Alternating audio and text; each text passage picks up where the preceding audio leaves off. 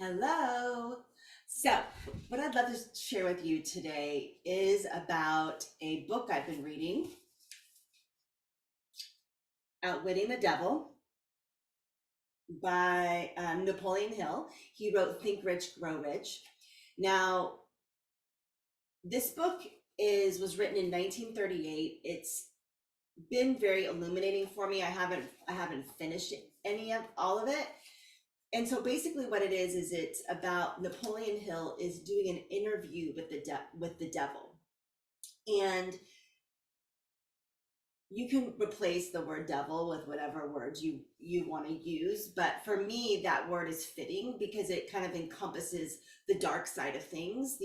And I'm not talking about our shadow side. I'm talking about like the evil in the world, the things that are happening in the world. And this book is really important right now because there is a spiritual war going on. It is the battle of good and evil. It always has. They show it in the Hollywood movies. Pay attention to Hollywood. They tell you exactly what's going on behind the scenes. If you pay attention, it's fiction.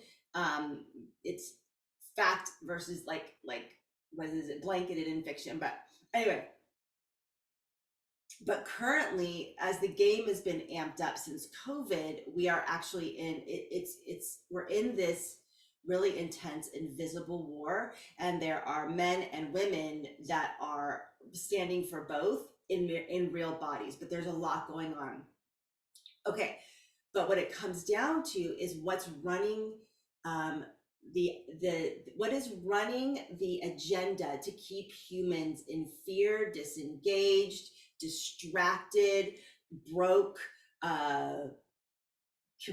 fighting each other, having terrible things happen like rape and murder. Why is that here? We don't need that to learn. We do not need that to learn. It's just stuff here to destroy us. So in this book, and that stuff is really being illuminated right now. It's going to get really intense in the next few years because it needs to have this breakdown for us to get to the new earth that many spiritual teachers are talking about. And the new earth is this opportunity to raise our consciousness. Okay, so with that being said, I'm just going to use the word devil. You can call it whatever you want. In shamanism, they call it like entities. Christianity, it is the devil. So just whatever word works for you. So he's interviewing the devil, and it must be a channeled book because it's basically a Q&A with the devil. Whatever energy is representing the devil in here. And it is fascinating. And what I want to read to you is like basically what the devil is saying. I'm going to say the D. Someone keeps saying that name. The D is saying is, because he talks about that in here, about the more we talk about it, the more we ignite it, that energy, and the more power we give the D, the more we talk about it. But what he's saying is that, and I'm just going to say what he's saying is that we are, he can control us through our minds. That's what happens through fear, mainly through fear of poverty, fear of death, fear of being sick. That these are the main ways he's controlling us, and fear of criticism. That was in here as well. And he says he controls 98% of the population. There's only 2% of people that are in control of their minds, according to this. And there's things that were written here in 1938 that were like happening now. That is like this prediction. Like you're like, what? This was written in 1938. It's really interesting. But I want to read a couple of things. And one of the things that the D says, he talks about the drift. That the drift is that place where humans go when we leave our power. It's that place that humans go when we leave our divinity. It's that place of like distraction, procrastination, fear, worry, stress. That's the drift. Because when we're in the drift, according to the D, when we're in the drift, we are not empowered and we are not free thinkers. And if we're not free thinkers, then he can control us. And then he says some things about the church, which is really interesting. He was saying that like churches that talk about the D a lot just give the D power. I found that interesting. And then he said, don't go out there and tell people that because they will criticize you. And the reason that I can control you is because you're so afraid of criticism. Think about that. We are terrified of judgment. Some people more than others. Like terrified to go out there and speak truth. What are people going to think about us? You know how many people I know I've met over the last few years that oh, what are people going to think about my intuition, and I'm weird and I'm this and that. That's the fear of criticism. And when that happens, he's able to control us. Okay. Okay. This is the key question. I'm only going to read a couple of things, so hang tight. I'm not going to do a bunch. You not only fool people in destroying their power. This is the interviewer, Napoleon Hill, to control their own minds, but you use them to help trap others. So what he's saying is like, not only are you infiltrating people's minds, but you're doing it so that they can also control other people, that the D can work through people. Now, there's a section earlier in this book where he talks about world leaders. He's like, oh, the world leaders are my biggest advocates. Like I work through these world leaders. And this was written in 1938, when I'm guessing corruption may not have been as deep as it is now. Maybe it was, I don't know, but it's really deep. Political corruption with world leaders is deep. It's deep. And we're losing faith in that. And we need to lose faith in that, because the D, as he said, is working through them. But you use them to help others trap you. And then the D says, yes, I let no opportunity to get away from me.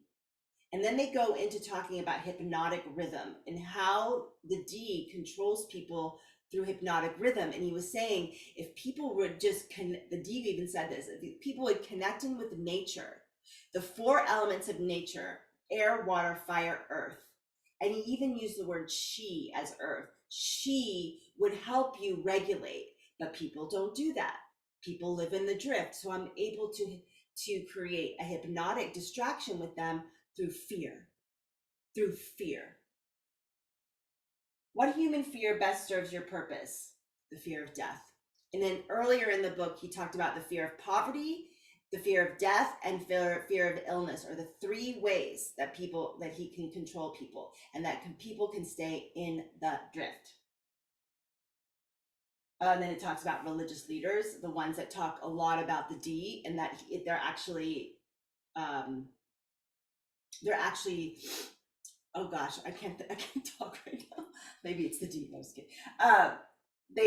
They're basically advocates for his cause, and they're not even realizing it. Since you claim that churches help instead of hindering your cause, tell me what would give you cause to worry. So Napoleon Hill is asking, like, what would worry you? What would happen? What could people do to keep you away? And he said, my only worry is that someday a real thinker may appear on earth, someone who thinks for themselves. Now, we saw, I'm not using this as a political thing, but we saw during COVID that people, like 2 groups, V, not V. I'm just going to use this as an example of, did people think for themselves? Maybe they did and maybe they didn't. But people who were in one group or the other, we pitted against each other. They pitted against each other. I mean, I've shared openly about this, that, I had many people in my community in San Francisco literally say I was a terrible person because I made a specific choice, right? But he's talking about, like, we are led around by the thoughts of other people. We are not thinking for ourselves. That's what he's saying. So my only worry is that someday a real thinker may appear. What would happen, and this will be the last thing I read, what would happen if a thinker did appear? You ask me what would happen, the D says, I'll tell you what would happen. People would learn the greatest of all truths, that the time they spend in fearing something, think about that, the time they spend in fearing something, think about how much energy you have spent in the past on fear, myself included. I mean, I have lived so much of my life in a hypnotic fear. It's exhausting. And people would learn the greatest of all truths, that the time they spend in fearing something would, if reversed, give them all that they want in the material world and save me from them, or save them from me. Isn't that worth thinking about? So basically what it's saying is, like, if we stop living in fear, If we stopped going into a fear trance, we would create everything we want in the world. That's right here. I highly recommend getting this book. It's mind-blowing. It's things we already know too. It's like, oh yeah, fear. We've all heard that. Fear shuts down what you want to manifest. Fear keeps us small. We've all heard that. But there's something about the way this is laid out, about talking about how we can get into the drift and how important it is to be a free thinker, an independent thinker, to have the courage to think for ourselves. The courage to think for ourselves, to stop fearing criticism, because criticism is how that the D works through people. The judgment. And man, sometimes I can be judgmental, but when I'm judgmental, who am I really judging? Me? Who am I really judging? Me? And I have suppressed my power in the past out of fear that I would not be safe. I learned that as a kid. I better dim my light or I'm not going to be safe. And when I meet an energy like that in my current life, and I know that the D is working through them to dim my light, if I'm not careful, I will dim my light. That is not me being a free thinker. That is not me standing in my truth. So this is very important for the times that we are in, is to feel and know you have courage enough to think for yourself, be a free thinker, and release the hypnosis of fear. It is a freaking trance, and it's all bullshit. Fear is made up in here, and we know it. That's the thing that's like crazy making, right? Is we know it. We know it. And I also love what he said. The more we talk about the D, the more we ignite it. Like he's saying, churches that focus on it, that focus on it. In my next video, I'll tell you about a church I recently toured.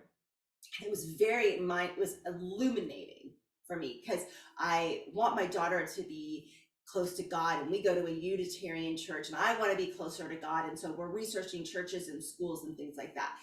And I was just illuminated by the polarity. And so what he said was like, the more you focus on it, the more you're giving me power. Woo! Good stuff. Napoleon Hill, Outwitting the Devil. Thank you to my friend Karen Seltz, who told me about this book. He also wrote Think Rich, Grow Rich. Many millionaires talk about, that was the successful people that started in poverty and became rich, read Think Rich, Grow Rich over and over and over again. All right, that's enough for now. Stay out of the drift. Woo, come back. You have an amazing mind, and we get to stand for it, the clarity of it, and be free thinkers. All right, my name is Beth Osmer, and I will see you on the next video.